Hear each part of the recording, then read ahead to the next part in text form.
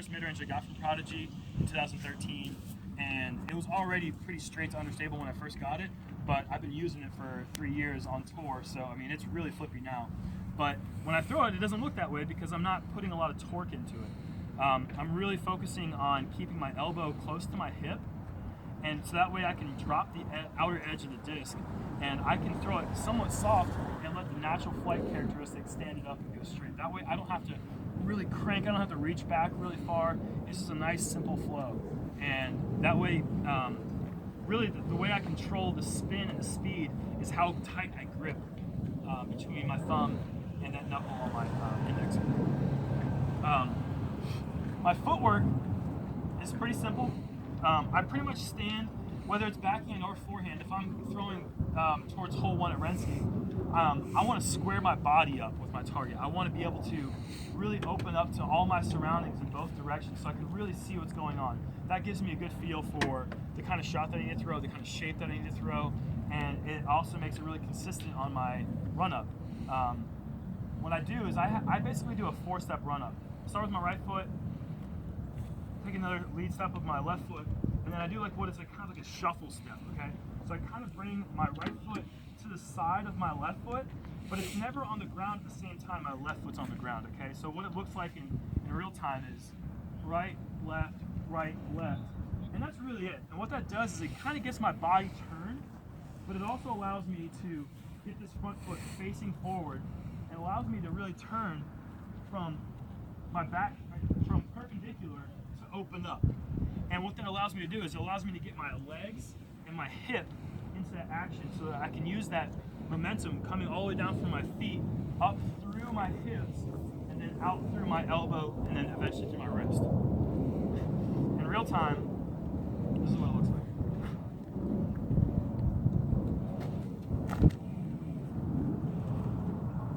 So it's a little bit of highs and you let the disc do the work, and you don't have to throw it that hard.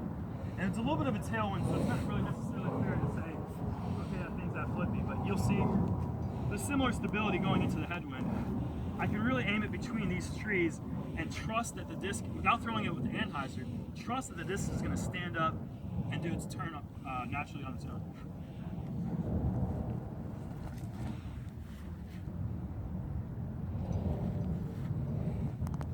So that's really important. The sidearm mid-range game is what really I think has helped me stand out in the crowd, especially in tighter woods courses, because there's so many things you can do with it. You know, I mean, the backhand we're all taught is the predominant shot that you really can get the most done with, but when you're in the woods, there's so many times where that forehand really becomes necessary for changing different angles.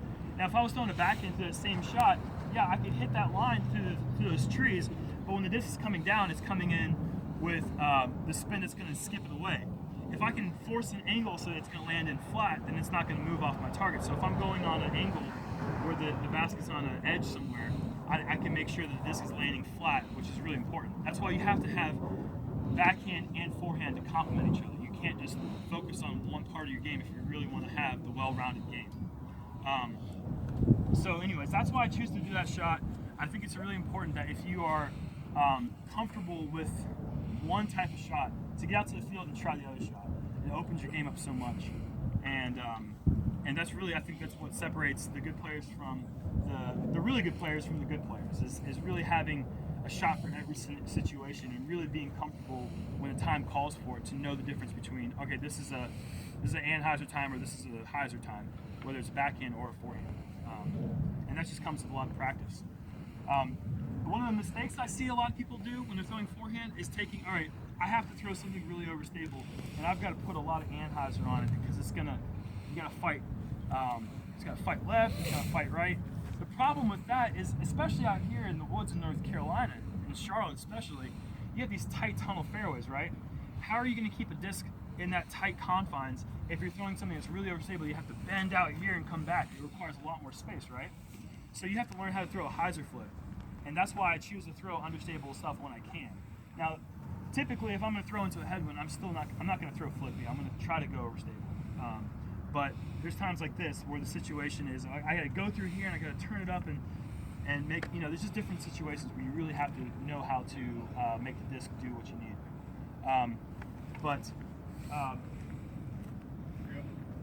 Thank you, Henry. So that, any questions on forehand before I move on to backhand? I'm sure there's got to be something you guys. Yeah. So for me, I tend to Okay. I feel like it flips and I kind of turn it over. Yeah. Should I not be doing my just like push? All right. When you're doing that right there, I can already see that your wrist is not curled back enough. Okay. It's really important to make sure that wrist is kind of limp when you're bringing it back in here, because you really want to make sure that when you're bringing it through, all right, you're leading with your elbow, and that last second, we call that the hit. When you're doing your hit right here and you're accelerating forward, that last second is your wrist is like a rubber band, so you can really snap forward.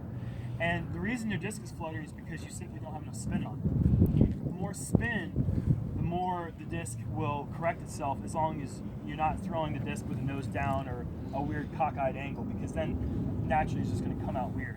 But making sure that your disc angle is flat, you know, that way you're not directing it to the ground or in the air, is really important as well. So that way you can turn the angle, hyzer, anhyzer, all this, but making sure this front and this back are pretty much level is really important. Okay, but yeah, if you can try to force your wrist to go back a little bit more. Some people just aren't quite as flexible as others. You know, I mean, we're all built with different parts, so it's tough for me to say, let your wrist go back further. You know, if you can't, you can't. But that's really what it comes down to. You got to find a way to force more spin on the disc. Okay, and really, the trust of keeping that hyzer angle down is super important, because you might find that when you throw the disc, whether it's stable, understable, or overstable, that whenever you throw it flat, it flutters into the ground. You really have to focus on trusting that hyzer angle with certain discs, and knowing, like I showed there, that it will, even when thrown with a lot of hyzer, it will do what it's supposed to do. Yes? Do you ever flip your wrist over on purpose? Like, yeah, so I keep my palm up. That's actually that's a good question, because I didn't cover that. I try to keep my palm up, especially when throwing understable discs. I keep my palm up through the shot, okay? But as I release, your hand rolls over. So if you take a picture of me at my release, it's gonna look like right there. But I can't literally throw a shot with my palm like this. You're just not gonna be able to get the spin. It's the timing of the release, so that you're not here already, you know, or already in that motion of coming over. My hand naturally rolls over. My follow through is like this. So yes, my hand rolls over, but it's making sure that you're feeling that push coming off your finger here, as opposed to coming off there. It's a really tricky timing situation, but it makes a world of difference that last millisecond. If it's a little bit too late, it'll hold onto your finger and shoot out left or flutter. So how does the disc leave your hand at what angle? Like, say on a well, that just depends on what I'm throwing. You know, I do throw anhyzers with drivers. You know, I mean, that's an important shot. I don't just throw anhyzers, of course, because there's times when this is the best shot, where I have to get maximum flex and I've got to really bend it around. And so that angle is off. It's, you know, my elbow is off my hip, because I have to come over my shoulder a little bit. And so you can't really throw an anhyzer with your elbow on your hip. So, you know, every single bit of anhyzer degree that you want to throw means that your elbow is really changing. You know, your hand changes too, but that's really what you're focused on, is where your elbow is coming from. The main thing I'm trying to focus on is that 90-degree angle, so I can match that every single time. So it's the same opening up, whether it's here or if it's here, it's kind of the same opening up every single time.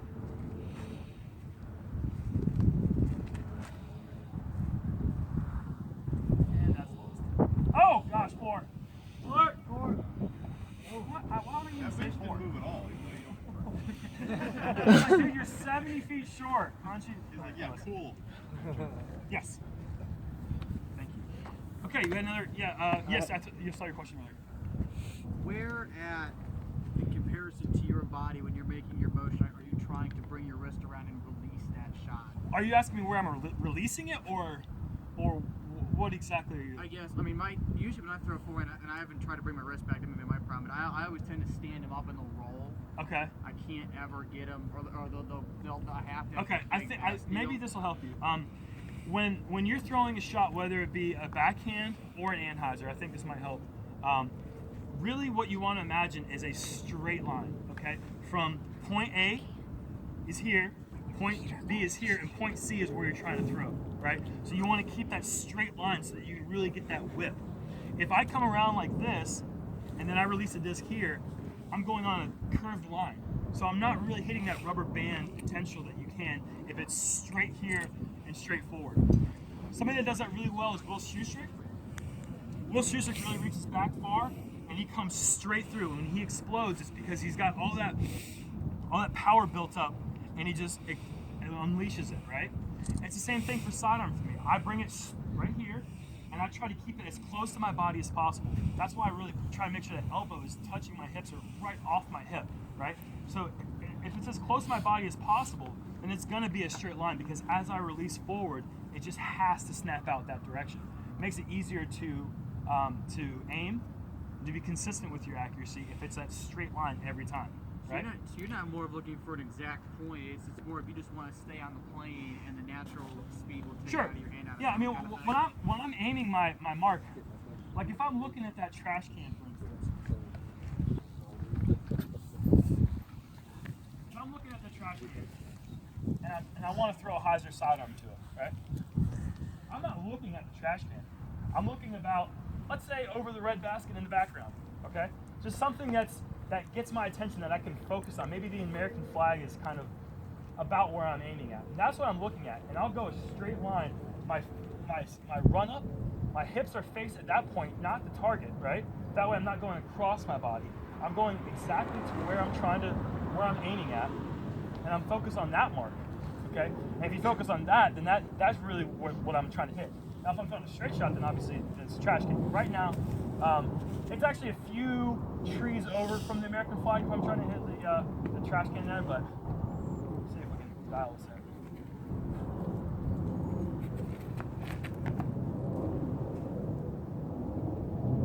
And, I'm a good enough putter, I can make that. You don't have to be perfect, you just gotta get close enough where you can make the putt. Right. So that's what I'm aiming at is, I find something to visually focus on, and then that's what I'm running up towards. That's what my hips are open to, and that's where my A, B, and C point is. Okay? Yes. So as you are throwing your sidearm, I would think that if your hand is low, it would naturally pull this. Do you think about the angle of your shoulders? Like, do your shoulders stay parallel to the ground? Does this shoulder drop lower if you're throwing an Anheuser? Yeah, if I'm throwing a really flippy disc, then that 90-degree angle actually sometimes becomes even more obtuse than that, because my shoulders have to come down a little bit to match the line that I want to hit, right? I can't throw a hyzer flip from up here. Yeah. So I really got to go from here and out and up, right? So essentially the wrist stays locked as stationary to the forearm. Like, you're not adjusting your angle with the wrist at all before the shot. Typically, no. It's pretty much the same up here and up here. It's all pretty much like the same unleashing, right? The same rubber band snap effect. It's the same regardless of where it is. Is that what you're asking? Yeah. So you're not like adjusting here with your wrist or here with your wrist. No, not really. Like that. No. Okay. I never really throw like this, unless it's like a tricky short shot, and then in which case, you have to get creative sometimes. But typically, no. Okay. I mean, if I have to, for whatever reason, if there's like a ceiling right here and there's a bush about 15 feet up, I'll do this for a little nose up, and that's a little bit different than my normal here to there. But that's a very rare occurrence. Yeah. That just comes down to basic knowledge of how does a disc fly, and you just got to kind of factor that in. Yes. When you're learning to flick, do you recommend, like some people say, to do it from a standstill when you learn to throw backhand and then work your steps into it? I think that's fine. I think that obviously the most important thing is getting that timing down where you're opening up, right? Getting your hips and your legs and all of that involved. Yeah. So if I wanted to throw a shot, I don't have to really do a run up. It's more for timing. I don't really need to do a run up to get the distance I need, but that's just kind of for timing, really. Does run up help with the mechanics? Is that what you mean? Just to get everything all in Yeah, one for me, motion? that's kind of what I do it for. It's just kind of a routine. Basically it's the same motion every time. But I'm not getting much more distance No. by doing that. It's just basically the point of it really is just I guess that, to answer your question, to start off, standstill is perfectly fine. Just like when you're teaching a new player backhand, the steps can be a bit confusing. And it's I try to make my steps as easy as possible. 1, 2, 3, 4. But that still is a weird dance move. If you've never played disc golf before, I see some people going. They just don't know what they're doing, and that's perfectly natural. So the run up can be something that you learn over time. But I think the reason I developed the kind of like the stutter step is the same reason that you really do a backhand X step. Is the guy I started playing disc golf with this summer. I started playing at Camp Rockmont in Black Mountain, North Carolina.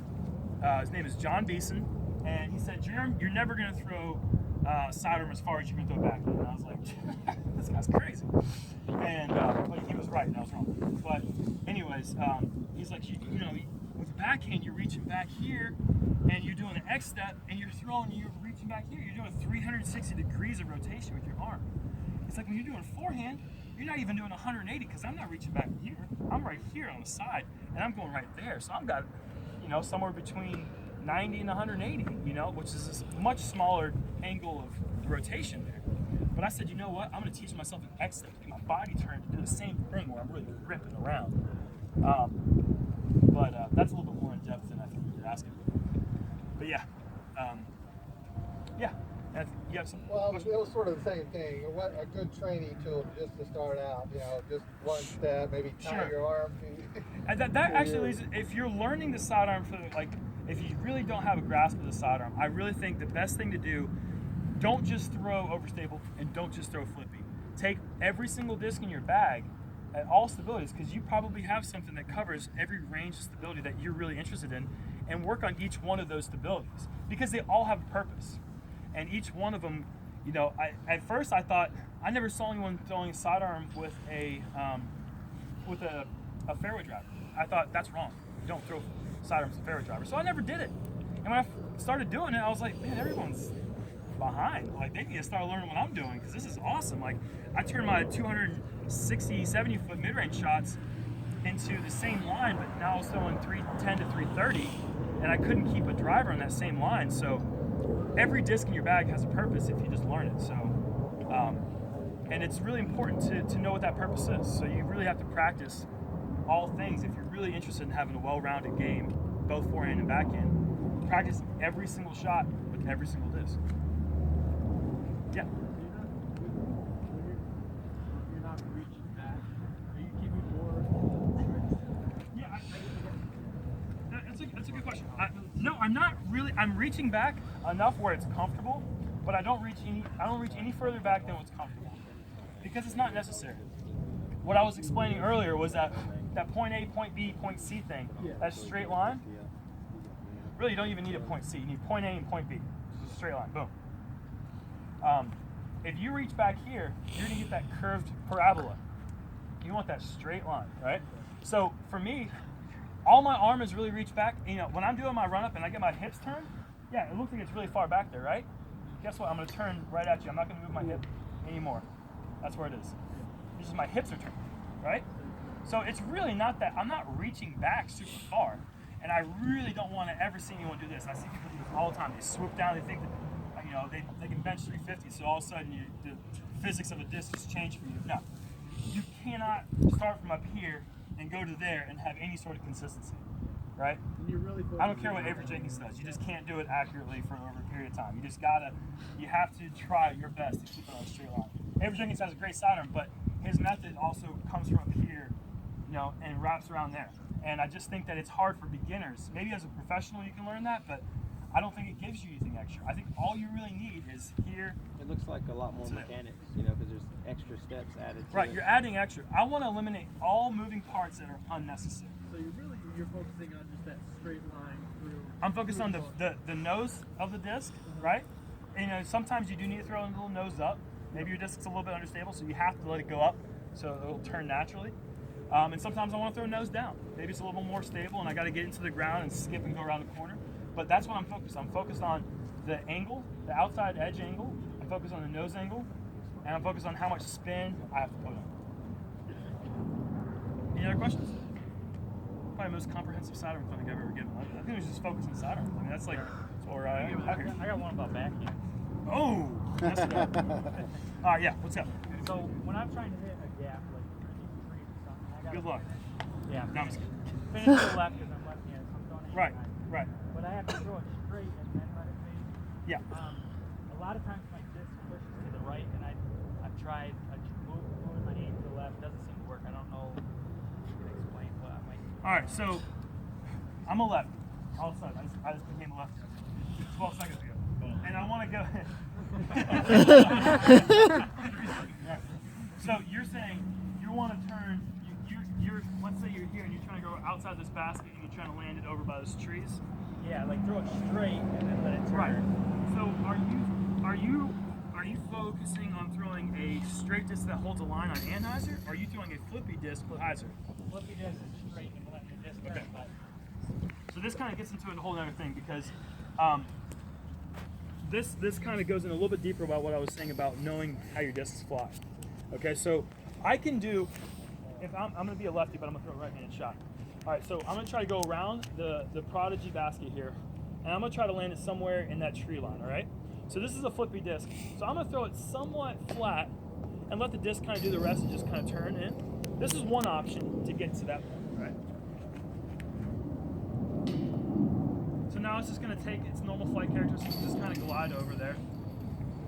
Now, here's something much more stable, but I want to achieve the same shot.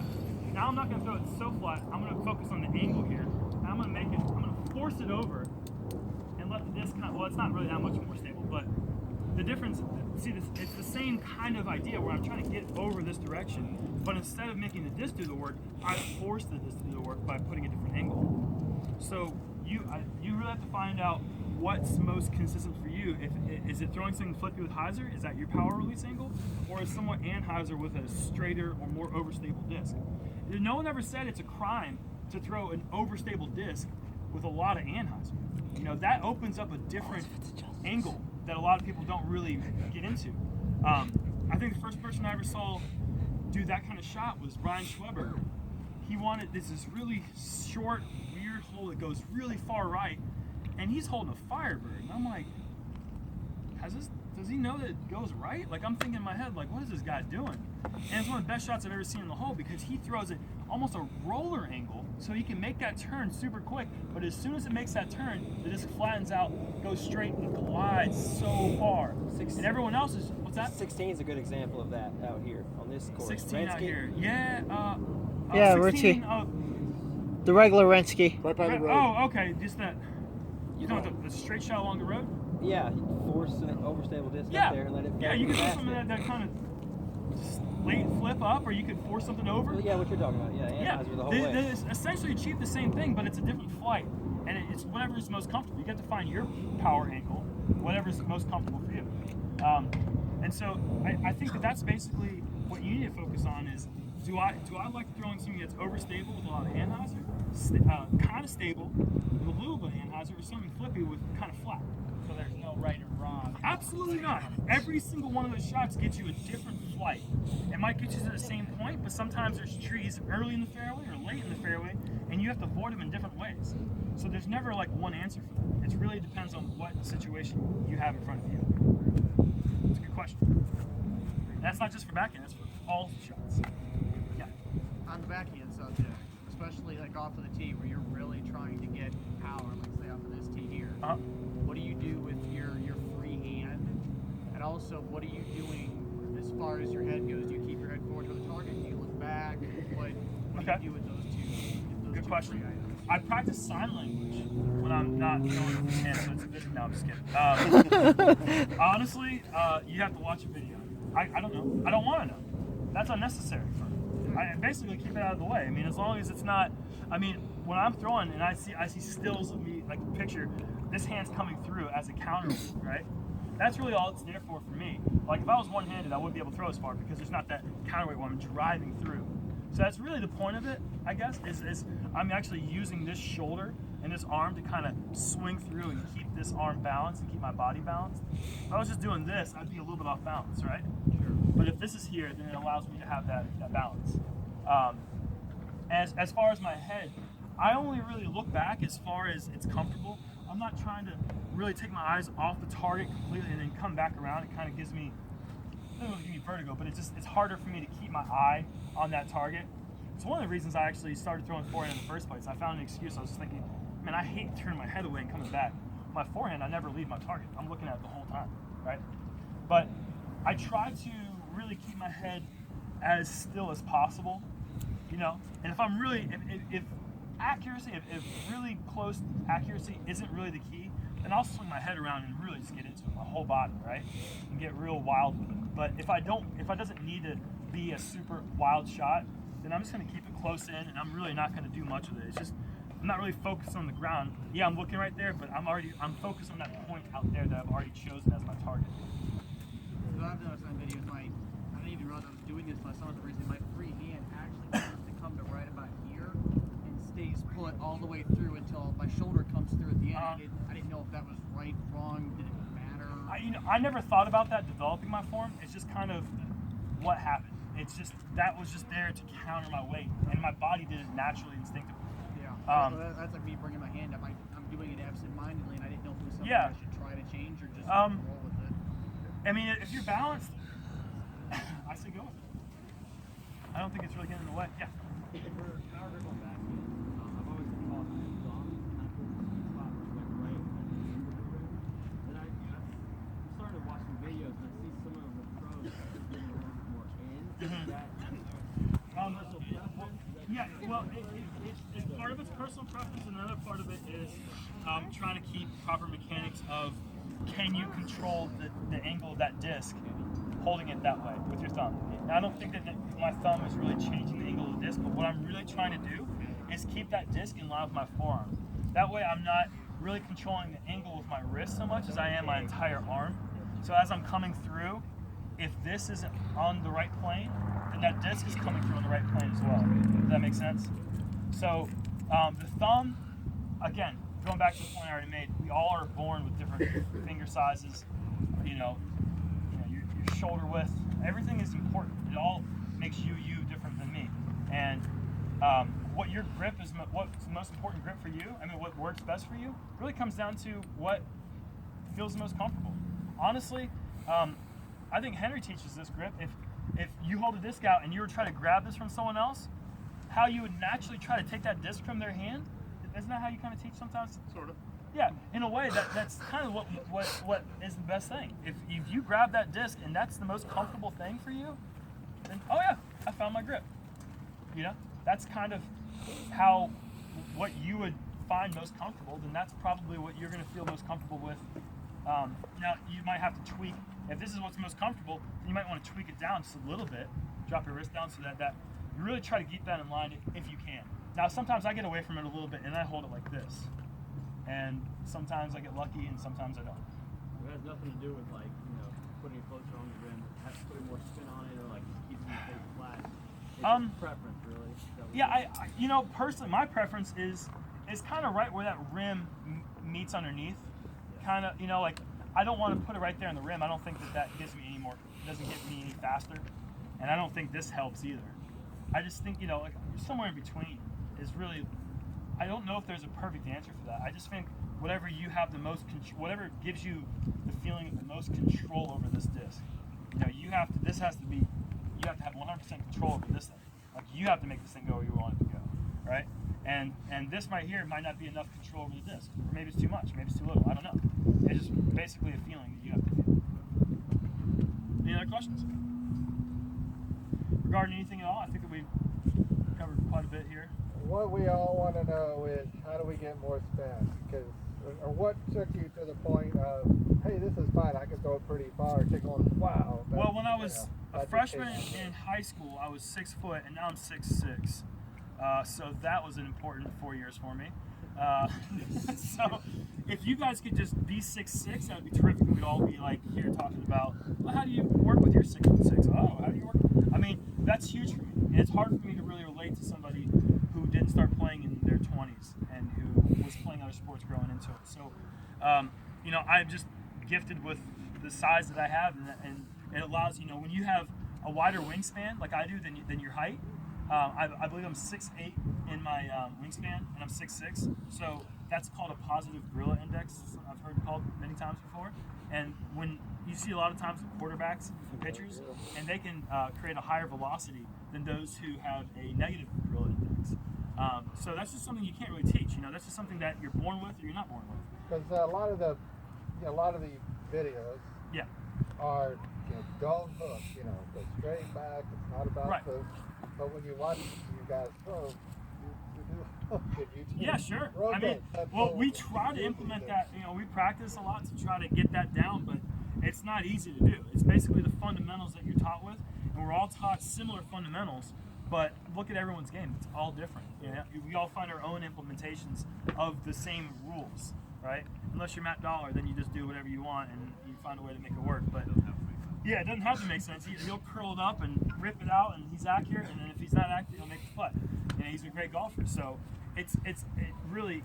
There's people who are textbook. If you want to teach somebody what looks perfect, you teach them Nate Doss's form. You teach them Pollock Best's form. And Ulibar is another guy whose form. They're all super tight and compact. And Beth and Ulibar are they're less than 5'10", right? And they can throw the disc over 500 feet. Beth can throw it over like 700 if you really want to open up. How does he do that? It's all tight form. And he's also a super athlete. So if you're not a super athlete, then you have to play a little extra catch up. You got to go to the gym for a little bit. But it's about having the right muscles and your core strong. If you gave me a mold and you said, hey, make this mold better, you got to do a lot of core to get that strengthened right here. And it's not like one little thing that can make you throw really, really far. It's a bunch of little things. That timing, being in the field a lot, and really working out those kinks, and repetition, and like I said, the core strength is really huge. When I go to the gym, which is more now than it ever was before, so it's not showing yet, but it will.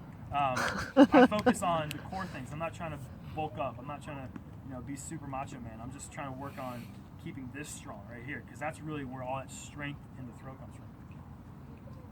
Looking for explosiveness, right? Explosive, yeah, exactly. I played football, so yeah. That's what you're looking for in a gym. Yeah. Explosiveness. Yeah. Here! Yep. Anyways, I never played football, but I know that. 3 seconds, yep. Yeah. And a lot of the guys will actually come back on their heel. Mhm. And I feel like I'm kind of like more on my toes and then come down on it. Can you talk to me about Sure. that? So, one thing that might help you for distance actually is, I think Felberg's called it spacing. And basically what he's referring to is, all right, so you get your stance and you plant your foot, right? I'm throwing this direction. My foot is perpendicular, it's 90 degrees to my target, right? This is how you're gonna get a lot of power. You're closing your body off, and so that way when you're coming through here, it's opening up, and you're definitely rotating on your heel, right? There's no